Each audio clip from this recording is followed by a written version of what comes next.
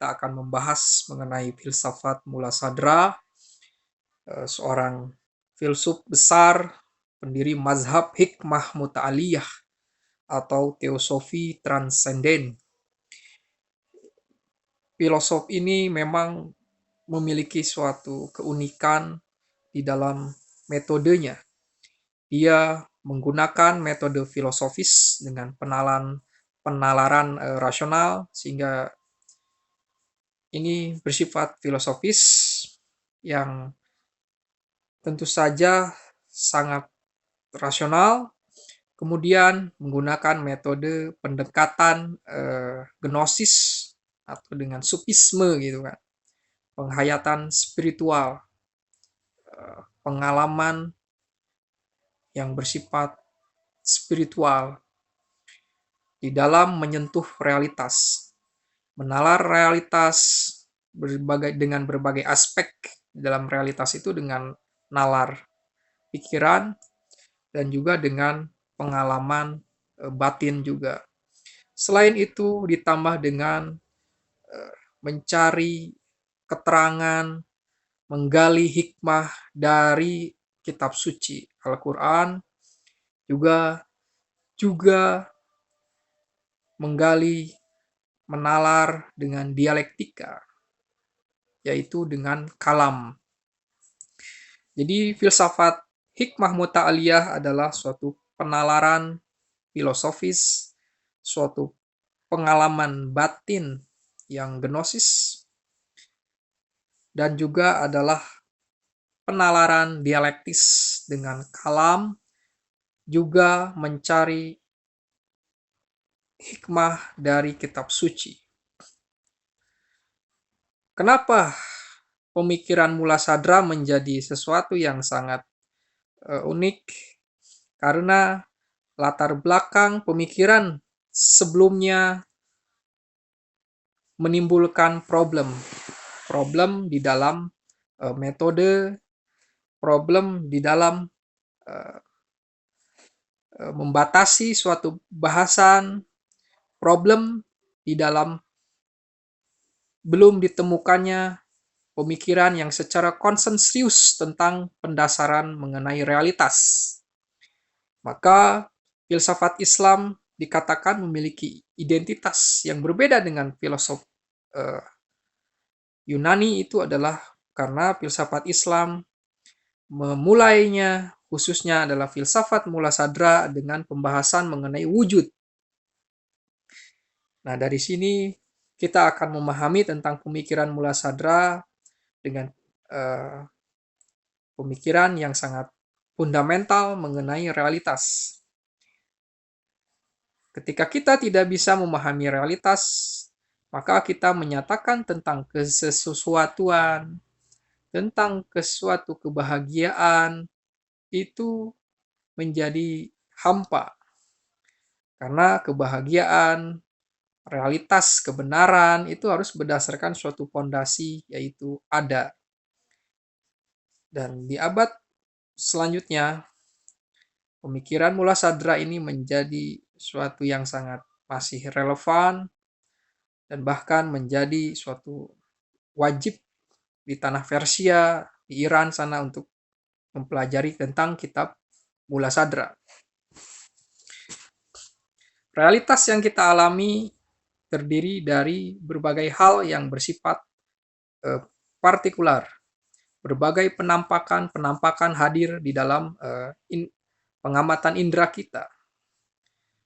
Segala sesuatunya bersifat plural dalam pandangan indrawi kita. Tapi secara hakikatnya segala yang hadir pada kita itu adalah satu gitu kan, wujud, ada gitu kan, ada penampakan.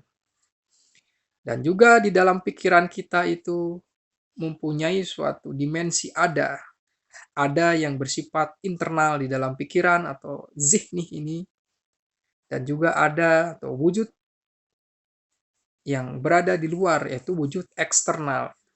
Eksternal itu segala hal yang berada di luar pikiran, itu eksternal.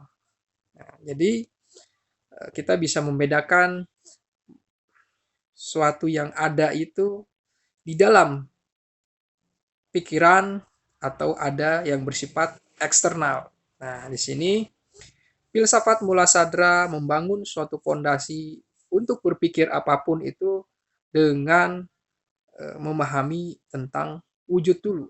Segala hal tentang apakah segala sesuatu itu ada dulu. Ini juga sama seperti pembahasan dari Wittgenstein yang berbicara segala sesuatu yang bisa dibicarakan itu ada. Sedangkan yang tidak bisa dibicarakan itu tidak ada. Ini tetapi para filosof barat ini belum menjelaskan tentang ada. Ada itu adalah segala yang nampak. Ini salah satu definisi. Jadi segala yang ada itu segala sesuatu yang nampak, maka kita membatasi definisi mengenai ada. Ada itu tidak bisa didefinisikan, dia adalah segala yang hadir gitu kan. Lalu apakah yang tidak hadir itu tidak ada? Nah, sehingga sesuatu yang ada itu ketika didefinisikan dia terbatasi. Maka yang ada ini adalah realitas. Nah, kesadaran, penampakan eksternal itu adalah ada. Dengan membangun pemahaman mengenai ada itu, sebelum kita membahas segala sesuatu, maka harus kita menanyakan dulu apakah sesuatu yang dibahas itu ada atau tidak ada. Apakah sifatnya ini relatif atau bersifat absolut? Apakah tingkatan yang dibahas itu memiliki suatu gradasi yang tinggi atau hanya sekedar ada untuk dibahas.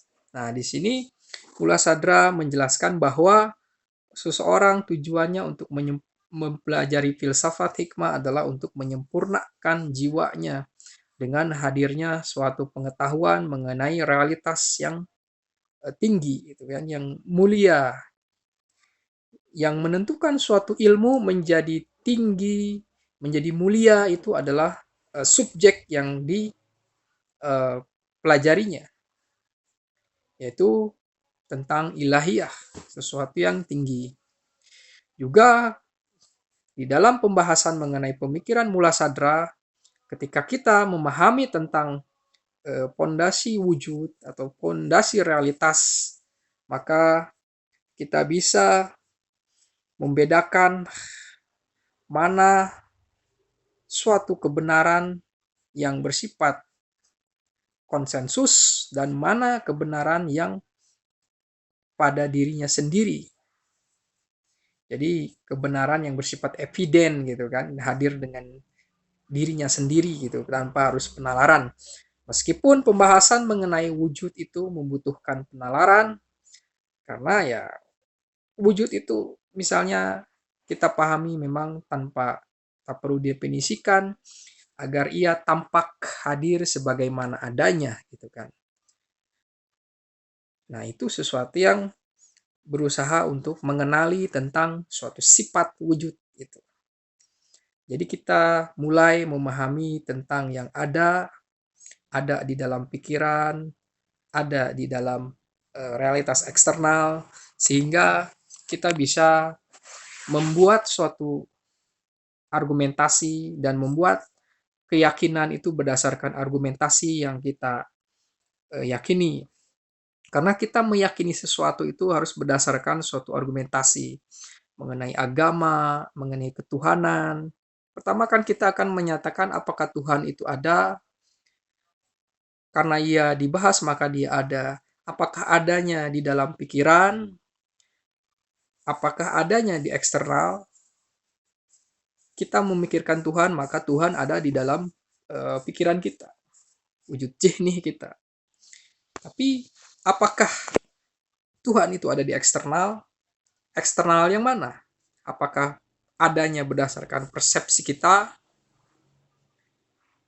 panca indera kita, apakah ada? Nah, di sini pembahasan mengenai sesuatu yang bersifat melampaui fisika harus melakukan suatu abstraksi, dan memahami tentang wujud itu membutuhkan suatu abstraksi, dan pemahaman mengenai wujud akan menjadi pondasi memahami tentang realitas ketuhanan.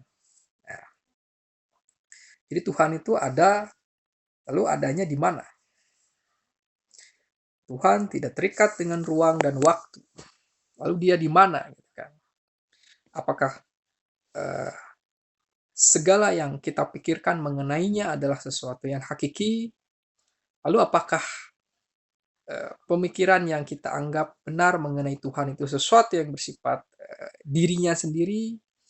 Apakah Tuhan itu melampaui? Tuhan itu bukan di dalam pikiran kita dan bukan ada di realitas eksternal yang makhluk seperti ini, yang kita jalani ini. Nah, jadi Tuhan bereksistensi di dalam kesadaran kita, tetapi dia selalu melampaui kesadaran kita, dia selalu melampaui modus eksistensi di alam ini. Nah, di sini akan kita pahami tentang pembahasan tentang pondasi wujud dan mengenai tingkatan wujud atau taskikul wujud, gradasi wujud, dan juga tentang wahdatul wujud atau kesatuan gitu wujud. Saya ada, Tuhan ada, lalu bedanya apa? Ibnu Sina menjelaskan adanya saya adalah sebagai mumkinun wujud, suatu wujud yang potensi yang diaktualkan oleh wajibul wujud. Nah, jadi terdiri dari dua wujud, yaitu saya ini ada dan Tuhan juga ada. Yang membedakan saya dengan Tuhan adalah saya adalah wujud yang diwujudkan oleh Tuhan. Saya ini adalah bersifat potensi. Keberadaan saya karena diaktualkan oleh yang sudah maha aktual, yaitu Tuhan. Apakah hal ini menjelaskan tentang hakikat Tuhan sendiri, bahwa Tuhan itu adalah wajibul wujud?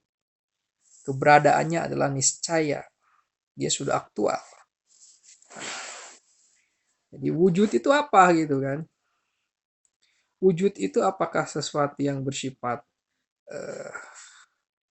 mental ataukah sesuatu yang bersifat asil atau fundament?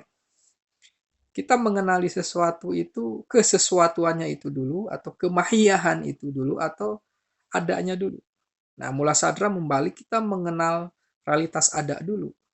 Pohon itu kesesuatuan gitu kan, mahiyah, kediaan. Dan wujud itu adalah yang melingkupi segala itu, segala sesuatu itu. Tapi untuk memahaminya, kita memahiyahkan Tuhan, kediaannya Tuhan gitu kan. Nah, di sini apa sesuatu yang bisa kita dapati dengan berpikir kita mendahulukan memahami realitas adanya dulu ketimbang kesesuatuannya dulu. Kita memahami sesuatu eksistensi dulu ketimbang ekuiditas dulu gitu kan, kemahiyahan dulu. Inilah yang bisa menjadi latar belakang tentang pemikiran mengenai filsafat mula sadra, filsafat wujud gitu kan. Setelah kita memahami tentang realitas ada di dalam pikiran kita, ada di dalam alam eksternal kita, kita memahami tentang tingkatan realitas, tingkatan misalnya tingkatan yang bersifat halus, keras, kemudian dengan pemahaman yang bersifat pengalaman mistik, maka penjelasan mula sadra adalah berbicara tentang evolusi rohani, tentang penyempurnaan jiwa gitu kan. Belajar filsafat itu untuk menalar realitas, juga membangun suatu sistem pengetahuan yang landasannya adalah ontologis, realitas gitu kan. Kita bisa membedakan mana sesuatu yang bersifat hakiki dan mana yang bersifat relatif, sehingga kita bisa memperlakukan sesuatu itu dengan kapasitasnya, dengan batas-batasnya. Kita tidak merelatifkan sesuatu yang absolut dan mengabsolutkan sesuatu yang relatif. Kenapa hal demikian bisa terjadi? Karena kita memahami, kita bergelut dengan perenungan mengenai mana yang bersifat ada dan tidak ada. segala sesuatu itu ada, sesuatu yang tiada mutlak itu tiada. Berarti penjelasannya adalah ada itu ada sesuai dengan pikiran kita gitu kan. Atau ada yang bersifat di luar atau khoriji. Wujud khoriji itu di luar dan wujud zihni itu di dalam pikiran kita. Lalu apakah Tuhan itu sesuatu yang ada di dalam pikiran kita? Lalu apakah Tuhan dibatasi oleh pikiran kita? Kebenaran Tuhan hanya dimiliki oleh pikiran kita? Lalu apakah Tuhan itu pikiran? Sebagaimana dijelaskan oleh beberapa filsuf sebelumnya, Tuhan itu adalah akal. Dia ingin mengenali dirinya, maka ketika dia memikirkan dirinya, Tuhan memikirkan dirinya, lahirlah akal. Lalu lahirlah akal satu. Ketika akal memikirkan dirinya, lahirlah akal satu. Ketika akal satu memikirkan dirinya, lalu akal dua. Ini mau menggambarkan adanya suatu gradasi realitas antara ciptaan dengan makhluknya. Lalu apakah kita menerima penjelasan hal seperti itu? Karena segala yang dihadapkan kepada sesuatu yang bersifat realitas tinggi ini, selalu ada suatu keputusan untuk membuat jarak dengan realitas. Tapi para filosof, misalnya Al-Farabi, Ibnu Sina ini mengambil ajaran tentang emanasi itu berasal dari Plotinus. Dan Al-Farabi membatasi akal itu sampai akal 10 gitu kan. Jadi kita harus memikirkan apakah filsafat mengenai wujud ini yang mendasarkan pada pemikiran mengenai fondasi atau itibar gitu kan, relatif, fondasional atau itibar, itibariyat dan as-sholatul wujud dan itibariyat. Kita harus bisa membedakan mana yang fundamental dan mana yang relatif. Nah, di sini tidak mudah untuk menjalani hidup dengan suatu prinsip memahami mana yang relatif dan mana yang absolut. Karena sesuatu itu yang bersifat relatif, maka dia bisa berubah. Dan sesuatu yang kebenaran bersifat relatif, maka dia benar itu punyai persyaratan. Dia berelasi dengan yang lain gitu kan. Suatu kebenaran pada terorisme adalah menganggap bahwa selain dirinya adalah salah, tetapi yang bagian dari dirinya, kelompoknya dianggap benar gitu. Relasi ini adalah relasi penafsiran gitu kan. Penafsiran mengenai yang benar menurut mereka dan yang salah menurut mereka. Dan itu pun kontekstual. Kontekstual dan sayangnya mereka kembali kepada suatu reduksi pemahaman mengenai makna jihad, makna orang kafir, itu membutuhkan suatu interpretasi. Apakah lagi dikaitkan dengan tugas agama Islam yang menyampaikan tentang keselamatan gitu kan. Jadi kita harus bisa membedakan mana yang bersifat dogmatis, mana yang bersifat relatif. Dan dogmatis itu punya landasannya, kebenaran. Kebenaran itu berdasarkan apa? Temporal, apakah sesuatu yang bersifat sepanjang masa.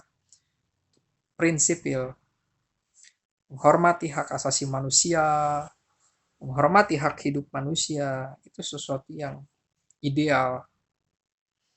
Nah, dari pikiran itu, maka pelajaran pertama dari Mula Sadra yang satu ini adalah mengenai kita memahami segala sesuatu itu apakah ada atau tidak ada.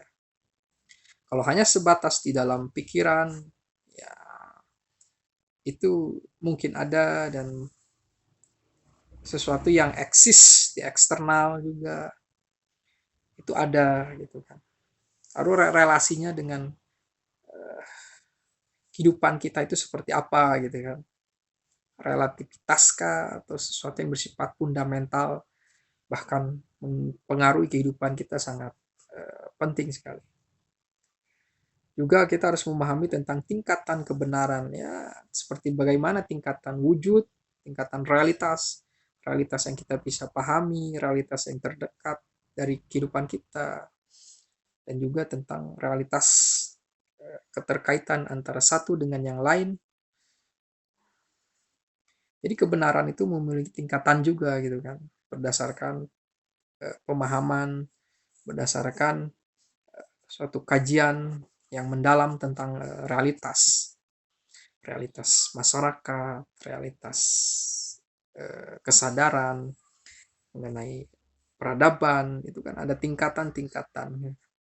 Nah, kita harus mengakui bahwa tingkatan masyarakat Eropa lebih beradab ya. Maka dari itu, maka kita harus bisa memikirkan tentang suatu pemikiran yang kritis, fondasional gitu kan. Inilah filsafat dari Mula Sadra. Terima kasih.